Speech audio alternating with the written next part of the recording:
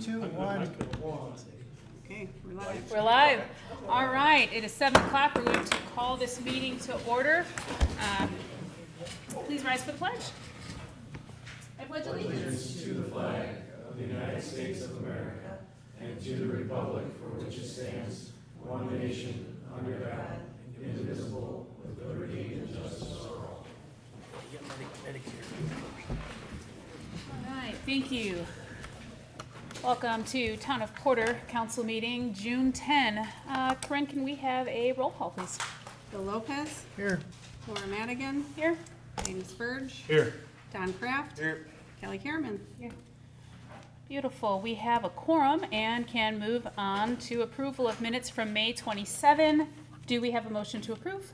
I'll make that motion. I'll Thank you, Kelly, and thank you, Don. Do we have any questions or concerns? Hearing none, all in favor of approval, please say aye. Aye. Opposed? Minutes are approved. Next, we have consideration of claims and sewer adjustments. Do we have a motion to approve? Make a motion. Thank you, Bill. Do we have a second? Second. Thank you, Jim. Any questions or concerns for Corinne? All in favor of approval, please say aye. Aye. Aye. Opposed? All right, the motion carries and our claims and adjustments are approved. Next, we have petitions and comments from the floor. If you have anything that you would like to address the council about, please approach the podium, state your name and address, and give us your comment, please. Esteemed council, my name's Dave Phillips. I'm 1608 Waverly Road, and I'm the vice chair of the Environmental Sustainability Commission. And I'm here just to say thank you, basically, for allowing us to do what we're doing. But on behalf of the entire commission, I'd like to express our gratitude for the very generous native plant donations made by Chesterton Feed and the Urban Pollinator Project, a local nonprofit. We recently partnered with them to install the new corner gardens at the town hall. You guys probably have seen them on both sides, little tiny triangles. Updating the gardens to be more eco-friendly than traditional landscaping. That's what our goal was, to make it more pollinator-friendly. Now Town Hall will join Augsburg Lutheran Church, Yost Elementary, and Hageman Library as part of the project establishing a trail of native demonstration gardens. We hope to encourage residents and visitors of Porter to landscape with more biodiverse plants that help support our at-risk pollinators, butterflies, and birds. We'd also like to thank the council for voting to pursue this project. Brian Bogaski for his help preparing the site, and of course, Tara Duffy and Jenny Dimitrov. They're really the core of the ESC. They do most of the work. Thank you. Coordinating with Chesterton Feed and the Urban Pollinators. The donation for plants and design was worth about $2,300 that was donated to us. Our next step is to plan a neighborhood walk as an educational outreach to teach participants about the importance of landscaping with natives. Once again, thanks. I appreciate it. Now I got more flowers to plant, but I really appreciate it. Thank you, Dave. Do we have anyone else that would like to approach? Jenna Waller, 227 Beam. I like your outfit, thank you. I had a question for the parks people. I was more of a request, a water fountain for dogs, if that could be installed. If there was one, I could walk my dog farther. So I was just wondering. And then also for the police, I was wondering if there are any crimes that I should be aware of in the general area lately. Just curious. I do have one that I'm gonna announce here in just a little bit. It's actually a good, I mean, it's not a bad thing, but a good thing. All right, cool. That's all. Thank you. And then, Brian, if you would like to take some time to consider that request and get back to us, follow up at the next meeting? Sure. Thank you. Yeah, I love that idea. Great idea. Good idea. Oh, at Hawthorne. Yeah, it's a good idea. Anyone else? For public comment, going once, going twice? All right, thank you very much. We will move on to reports. Clerk Treasurer? Just a couple quick things. Our email conversions have all been completed, so we're all at townofporter.com Our website domain, we're looking to switch it over on July 1st, so I'll have an announcement coming for that. I'm just waiting on Justin to work on some stuff behind the scenes, so July 1st is our tentative date, Perfect. and that's all I have. All right, thank you. Attorney, Mr. Willoughby. No reports that are separate other than input I might have later on the proposed ordinance. Yes, sir, thank you. All right, Police Department, Chief Allen. I have a few things. First one is a assemblage permit from the Duneland Democratic Committee to take place on June 9th, I believe, 2025. About 50 people to do a static demonstration at Waverly and Lincoln. I spoke to some folks on that. Everything appears good, safety-wise and whatnot. It's going to be a group of individuals, and I'm asking that the council waive the insurance portion of the permit to allow this event to go on. Okay. Do we have a motion to approve the assemblage permit from the Duneland Democrats on, I believe it's the 28th, because it's on the Saturday, right? I'm sorry. Looked like a 9. That's a Saturday, the 28th. Saturday. 28. Um, Sorry. It's okay. Do you have a time for that? 10 a.m. to 12 noon. From 2 hours. 10 to noon, with the insurance requirement being waived? I'll make that motion. Thank you, Kelly. Do we have a second? I'll second the motion. Thank you, Bill. Do we have any questions or concerns for the chief? Hearing none, all in favor of approval, please say aye. Aye. Opposed? All right, that is approved, sir. Anything else? Second one I have is another permit for the 4th of July Festival Parade to be held July 4th, 7 a.m. 9 is the staging, 9 a.m. is the parade, and the park festival to follow afterwards, again on July 4th from the Rotary Club. Everything's in order. The only thing is the caveat in this on their insurance that they provided. It does expire on July 1st, 2025. However, in years past, he's made sure that we've received the updated. It gets renewed every year, but it doesn't get renewed until July 1st. Okay. So I'd ask upon them providing that, in which they've done every year since they've done it, approving that. Okay. Do we have a motion to approve the Rotary Club's permit for the parade and the festival on the 4th of July, starting at 7 a.m., running till, is it 10 o'clock? Yes. Until 10 o'clock, pending insurance renewal. I'll make that motion. Thank you, Kelly. Do we have- Thank you, Don. Do you have any questions for the chief? Hearing none, all in favor of approval, please say aye. Aye. Opposed? That passes as well. And then I have sort of a kudos thing, and Jen had mentioned about a crime. We did have a auto theft that occurred in town here at the Signature Graphics. However, I'll just read a little statement that we made. On May 13th, 2025, Porter Police had a report of a stolen vehicle from Signature Graphics.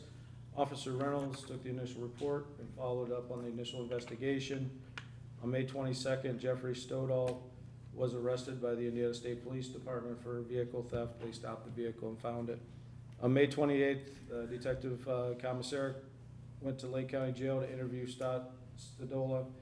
During the interview, Detective Commissaric was able to get a full confession from Stodola on him stealing the vehicle, along with other crimes that he had committed while in the stolen vehicle, including stealing an enclosed trailer from Munster. But Detective Commissaric worked hand in hand with the Munster detective and was able to obtain information and ultimately solve Munster's case, and the trailer was located in Illinois and returned to the owner. On the late evening of June 9th, Detective Commissaric received information that Stodola had escaped from the Lake County Jail while on temporary work release. Detective Commissaric was able to establish communication between the Lake County Detectives Bureau and the Porter County Sheriff's Department with the help of Officer Reynolds, who was working midnights in order to share information that she received from Stodola during the interview that she conducted. On June 10th, Detective Commissaric received intel that Stodola was in Hobart at the Advanced Auto in the area of US 6 and 51. Detective Commissaric contacted Officer Herbert of the Hobart Police Department and directly gave him the information. The Hobart officers responded to the auto zone, or the Advanced Auto, and apprehended the fugitive there. So it was great work on detective work, officers' works, and neighboring agencies. So wanted to sort of report that so they knew what was going on. And kudos to great detective work and officers' work. Thank you very much. Yes, sir, indeed. The last thing I have is just a reminder with the 4th of July coming up, the fireworks ordinance. And I have some handouts here if anybody would like to pick one up to know the ordinance for the town of Porter. They allow for certain times to be done between 5 p.m. and 2 hours after sunset from June 29th to July 3rd, 10 a.m. to midnight on July 4th, between 5 p.m. and 2 hours after sunset from July 5th to July 9th, and then it goes on to December 31st and whatnot. But for those with the holiday coming up, those are the hours for fireworks that are permissible. Thank you for that reminder and for having printouts available. I appreciate that. That's all I have. Thank you. Thank you. Next, we've got Fire Department. Chief Craig is out on a call right now. Don, did he have anything that he needed? I just checked. Thank you. Public Works, Mr. Spanier. I have nothing tonight. All right, thank you. Parks Department, Mr. Bogaski. I got a lot, but it's a lot of good. It's a lot of good stuff. Okay. Just to update the council, our external AED is now posted and operational inside of its weatherproof box out in front of the community building. So thanks again to the Skip Highwood Foundation for funding that, and then also for is it assistant chief or deputy chief? I'm not sure. Dan Branham at the fire department for securing that donation for us. So we really appreciate that, and now it's up and ready to go. It's in the 911 system, so if somebody calls and needs the code for it, our 911 dispatchers have that code. They can type in the code, open the box, and the AED is ready to go. In good news, Delta Theta Tau sorority, which is a local sorority, made a donation to the park in the amount of $500. And then and that's just to be used for general park improvements, so possibly a dog water fountain. It's quite fortuitous, actually. And then the Northwest Indiana Steelheaders Group made a donation of $200 towards our fishing derby this year. That fishing derby, registration's open right now. We've probably got about, I'd say, half of the spaces filled up. Again, that's for ages 6 to 12, and it's on Thursday, June 19th, so next week, from 8:30, 8:45 to 11 o'clock out at Indian Springs Park. And then along the lines of donations, thank you to Worthington Steel. They have made a total donation, we waited on the second half, which came in this last week, of $5,000 towards the Waverly Road canoe and kayak launch. So we now have a $5,000 donation plus a $5,000 grant from our tourism department. And so we're moving forward with that. I've got a meeting later on this week with folks to talk about getting that installed. So, like I said, I did have one request, and this is just kind of off the cuff. At the last meeting, we talked a little bit about, or the council approved, moving some sand from Porter Beach parking lot and parking spaces out there to a residence out at Porter Beach. I was just gonna make a similar request that if we do have any extra sand out there at some point down the road, which probably will. There is. If it could be moved to the volleyball court at Hawthorne Park, to save us a little bit of funding. I don't know if Do we have enough sand to share with our volleyball court? Yeah.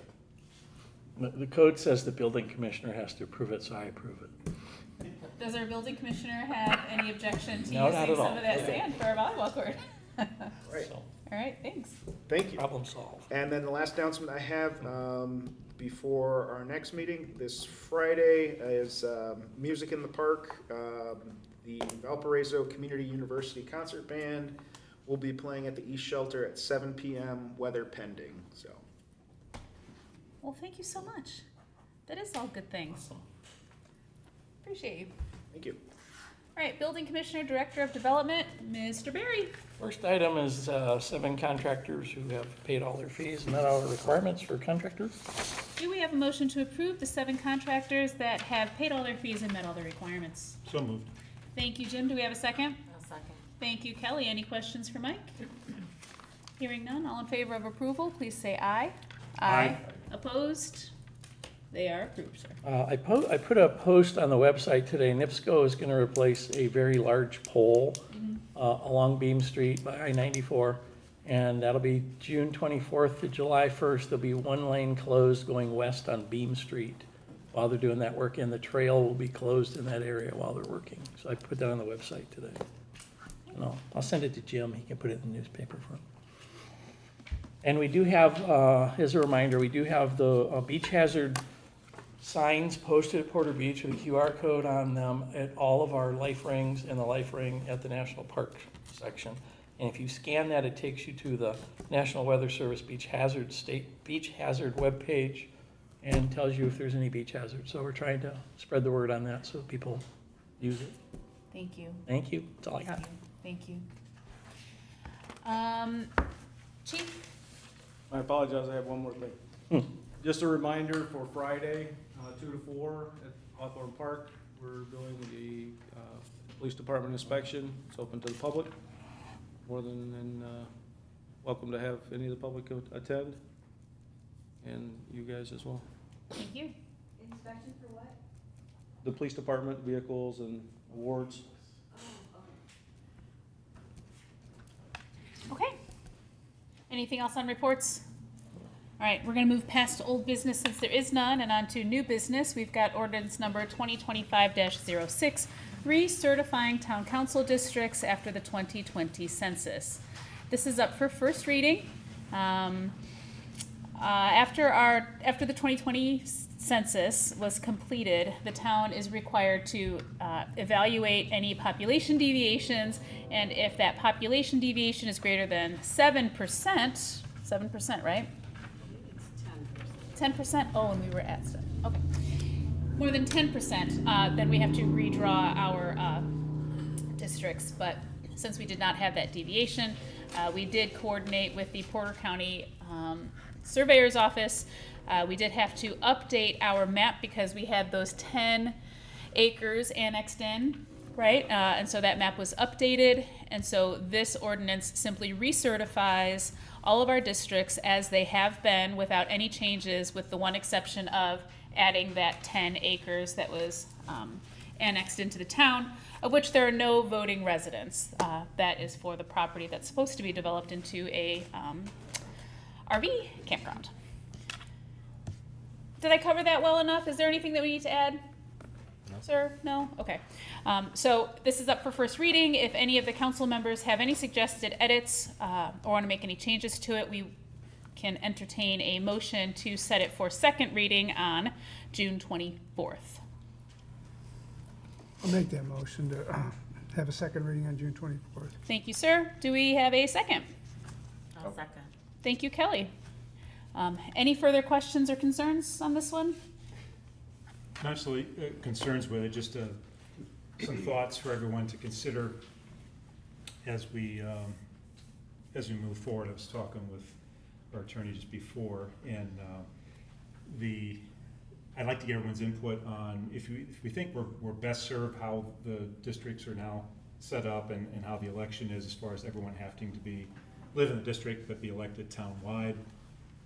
If we wanted to at least entertain the thought, or at least have a discussion on, would it benefit us at all to consider something, arrangement like the county council, to where you have both districts and at large, which would allow, if you have two people or really engaged, really involved, really want to help, but they live too close to each other, and both people can't be involved.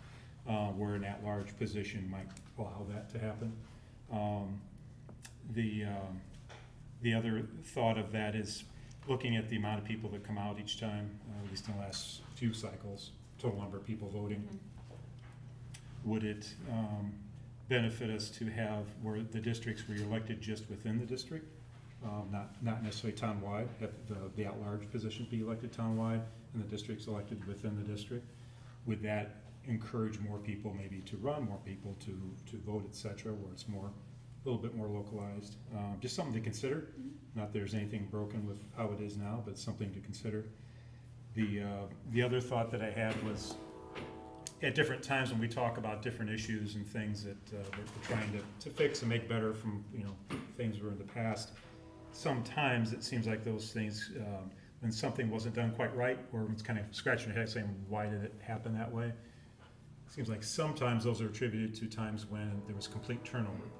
We had an election cycle where everybody was new. All the people over there were all gone, you had all new people. So you lost all that, we like to call tribal knowledge, the knowledge of how things work. Perhaps maybe some of those things happened because everybody had all the experience was suddenly gone, and then the new people coming in didn't know necessarily how it all went. Would it benefit us to have the things offset? So in other words, if you did like 3 district and 2 at large, they had them elected in different cycles. So that in any one election, you don't lose everybody. If it's the year with 3 and they're all replaced, you still have 2 people in place that know what's going on. Just something to consider, to think about. We don't have to tether it to this discussion and vote.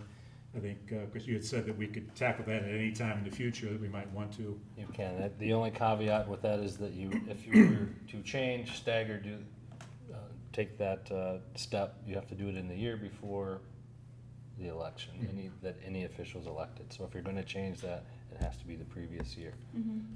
Once you do that, as we discussed, you are locked into that for a period of 12 years.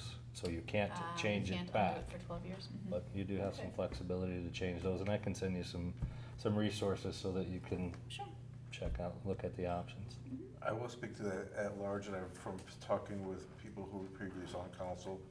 One of the reasons why they've decided previously not to do the at large is they did not want a concentration of residents on the council who are all from like the Porter Beach area. That was something that they feared. So that's one of the reasons why they don't have at large at this time. And then speaking from countywide, because the only town that does a split one that I know of right now is Ogden Dunes. And honestly, they have issues with their elections kind of because of that. So I would probably stray away from that as well. So, but we're welcome to discuss it. Yeah. I think that having, like you said, losing tribal knowledge by having everyone leave and be replaced with fresh new people is concerning. But as we talked about a few months ago when we were drafting those resolutions, my opinion is one of the greatest benefits we have with our election cycle being lined up exactly the way it is that it aligns with the majority of the other municipalities throughout the state of Indiana, which means that it aligns with AIM's classes and workshops that they offer for newly elected officials, right? And I think that is our greatest benefit for newly elected officials. And I was caucused in halfway in the middle of a term, and I spent my first 2 years on the council without that education, and the difference that it made, I felt like was extremely valuable. So I think that this is a great conversation to have. That's where I personally see our priorities, but I'm open to the discussion. However, I think the AIM training was super valuable. Coming on Huge. new. Yeah. I agree. And I would recommend anybody who is newly elected going. yeah. It was extremely valuable. All right. Well, thank you for that. We will continue to talk about whether we want to fine tune the way we elect our elected officials.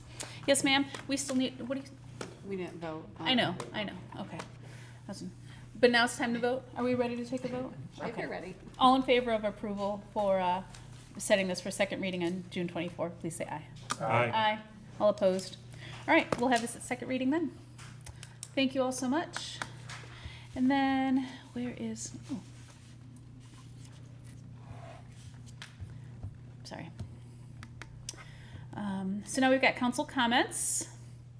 What do you have? I have none. Looking forward, hope everybody comes to the Police Awards. Thanks. You had something else, didn't you, Jim? I Yeah, think you did. had a couple. We had received, I think all received an email from was it the National Park, is it Conservatory Association? Is that? Yeah, I saying have right? that open here. It is, yes, the National Parks Conservation Association. Conservation Mhm. Association. And they were looking for support. They're looking at all the national parks that have been hit with the budget and personnel cuts coming out of Washington, and the impact it's having on our national parks, and obviously close to home, Indiana Dunes National Park. And looking for support to get some of those folks reinstated so they can adequately deal with public safety and making sure that people can still go to and enjoy the parks without them having to shut down services and parts of the park simply because they don't have enough people to man it. And they're looking for, it's more or less a petition, looking for organizations, councils, cities, et cetera, to help provide support so they can go to legislators and show the grassroots support for making sure that our national parks are properly, have the right amount of people to operate them. If we want to consider, as a council, helping to support that or not, just thought I would throw it out there since we all received the email. Yeah, thank you. It's an open letter to Secretary Burgum that they are asking us to put the town's signature, our name on it as well. And as you just described, the accusation is that employees have been arbitrarily terminated, forced to resign, all the things, but they've been downsized in what they believe to be an arbitrary manner and not an efficient manner. And it is risking the safety of our national parks along with the preservation efforts of those parks. And so if we have a consensus from the council to add the town of Porter to this list, they require that we signify that we have, they want this signature to be approved by the town council on behalf of the town, not just me as Laura Madigan agrees and signs on. So we need a consensus from the council if we want in on this. Is that something that the council is ready to speak on tonight, or do you want to wait and give it some more time and thought? I'd be in favor of it. In favor? Speak tonight, I'm in favor of it. Okay. Sir? Yes? Yeah, sure. Yes? Okay.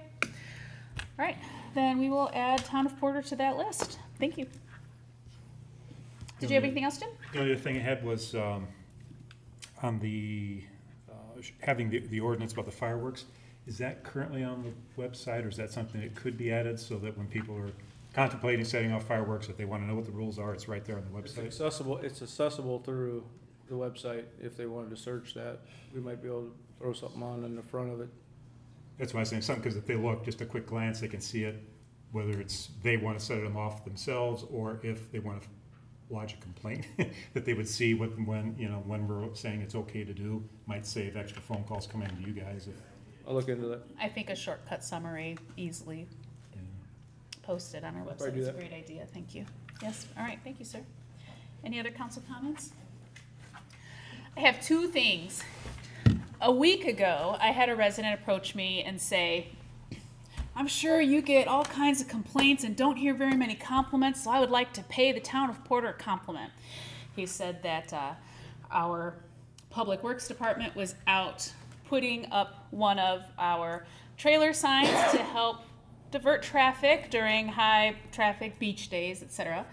And it was blocking this resident's beautiful view.